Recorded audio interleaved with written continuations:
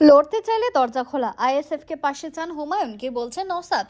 22 December নতুন দল ঘোষণা করতে চলেছেন তিনি। সাসপেন্ড হওয়ার পরই কাউকে তোয়াক্কা না করে ঘোষণা করে দিয়েছেন হুমায়ুন কবির। হুঙ্কার ছেড়েছেন পরের ভোটে তার দলের উপর অনেক কিছু নির্ভর করবে। হুমায়ুনের ঘোষণা ছিল বিজেপি দল সাম্প্রদায়িক রাজনীতি করে, তাদের বিরুদ্ধে লড়ব।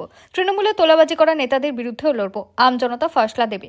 আত্মবিশ্বাসের সঙ্গে বলেছিলেন, আমার দলের সমর্থন ছাড়া কেউ মুখ্যমন্ত্রী হতে পারবে না। নতুন দলের আত্মপ্রকাশের আগে নিজেকে কিংমেকার বলে দাবি করেছিলেন ভরতপুরের বিধায়ক। এবার তার কথায় অন্য দলের কাছে সমর্থন প্রত্যাশার সুর। বলছেন, তৃণমূল বিজেপির বিরুদ্ধে লড়তে চাইলে যে কোনো দলের জন্যই তার দলের দরজা খোলা। তবে কি নওশাদ সিদ্দিকের আইএসএফ এর সঙ্গে জোট করতে চাইছেন হুমায়ুন? তাদের সঙ্গে যোগ দিয়ে আরো বৃহত্তর লড়াইয়ের পথে হাঁটতে চাইছেন, নাকি তিনি পুরো মুসলমান সমাজকে তার পাশে চাইছেন? হুমায়ুন খুলে রাখলেন সব সম্ভাবনার দরজায়। বলেন, বাম কংগ্রেস হোক বা আইএসএফ, যারা তৃণমূলকে ক্ষমতাচ্যুত করতে চায়, যারা বিজেপিকে ক্ষমতায় আসতে দিতে চায় না, তাদের সকলেই সঙ্গে আসতে পারেন।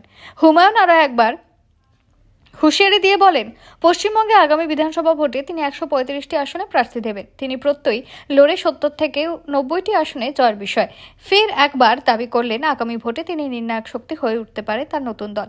এদিকে হুমায়ুনের বার্তায় নওশাদ সিদ্দিকের সতর্ক উত্তর, কেউ দল করতেই পারেন। নির্বাচন কমিশনের খাতায় 2000-এরও বেশি নথিবদ্ধ রাজনৈতিক দল আছে, কিন্তু তারা কি ভাবনার সামনে রেখে এগোচ্ছে, কি কাজ করতে চায়, কি এজেন্ডা, সেটা আগে দেখে নেবেন তারা। এছাড়াও তিনি সতর্ক করে দিলেন, নানা দল হওয়ার কারণে ভোট ভাগ হয়ে তৃণমূল বা বিজেপি যেন লাভবান না হয়ে যায়। এর আগে হুমায়ুন কবির আসাউদ্দিন ওয়েসির মিমের জোট করবে বলে ঘোষণা করেন। দাবি করেন, সময় পেলে হায়দ্রাবাদে যাবেন। মিমের পাশাপাশি হুমায়ুন কবির জোট করার জন্য আমন্ত্রণ জানান আইএসএফ, এমনকি বাম কংগ্রেসকেও। তবে লক্ষ্য একটাই, হুমায়ুনের কথা একমাত্র লক্ষ্য বিজেপিকে বাংলায় ক্ষমতায় আসতে না দেওয়া এবং আরএসএস মার্কা মুখ্যমন্ত্রীকেও ক্ষমতাচ্যুত করা। ভিডিওটি ভালো লাগলে লাইক করুন এবং আমাদের ইউটিউব চ্যানেলটি সাবস্ক্রাইব করে আমাদের সঙ্গে থাকুন পরবর্তী আপডেটের জন্য। ধন্যবাদ।